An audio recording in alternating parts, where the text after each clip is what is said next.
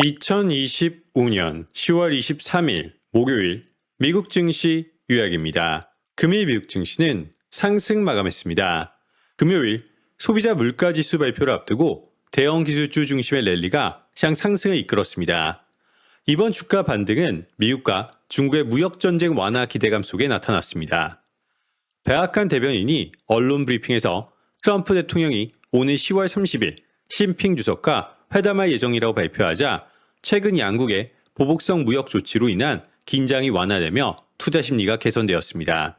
최근 변동성이 커지긴 했지만 하락폭은 제한적이었습니다. 개인 투자자들이 조정 국면을 매수 기회로 보고 위험자산 비중을 늘리고 있기 때문입니다. 네이션와이드의 마크 해킷은 밸류에이션은 여전히 비관론자들이 내세우는 가장 강력한 논거이지만 끊임없는 저가 매수 전략으로 인해 심지어 가장 비관적인 투자자들조차 자신들의 전망을 의심하기 시작했다 라고 전하였습니다. S&P 500 지수는 6,740선 근처에서 마감했습니다. 테슬라는 실적 발표 이후 하락분을 모두 회복하며 대형 기술주의 상승을 이끌었습니다.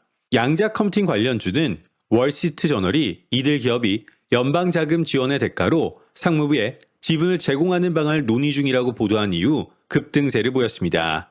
아이온큐는 7.1%, 리게티 컴퓨팅은 9.8%, D-웨이브 퀀텀은 14% 상승했습니다. 추후 블룸버그도 소식통을 인용해 트럼프 행정부가 중국을 견제하기 위해 양자 컴퓨팅 산업 지원책을 검토 중이라고 보도했습니다. 반면 몰리나 헬스케어는 분기 순이익이 예상치를 크게 하회하고 가이던스를 하향 조정한 후 17% 급락했습니다. 장마감 후 인텔은 긍정적인 실적 전망을 내놨습니다. 반면 포드는 핵심 부품 공급업체 화재로 최대 20억 달러의 이익 타격을 예상한다고 밝혔습니다. 이제 시장의 초점은 금요일 발표될 CPI 데이터로 옮겨가고 있습니다. 블룸버그 조사에 따르면 근원 CPI는 3개월 연속 0.3% 상승했을 것으로 전망됩니다. 이는 상향된 수익 관세가 점진적으로 소비자에게 전가되고 있기 때문으로 풀이됩니다. 이처럼 인플레이션 여전히 연준 목표를 웃돌고 있음에도 불구하고 취약한 노동시장을 이유로 올해 두 번째 금리 인하가 단행될 가능성이 높다는 전망이 우세합니다.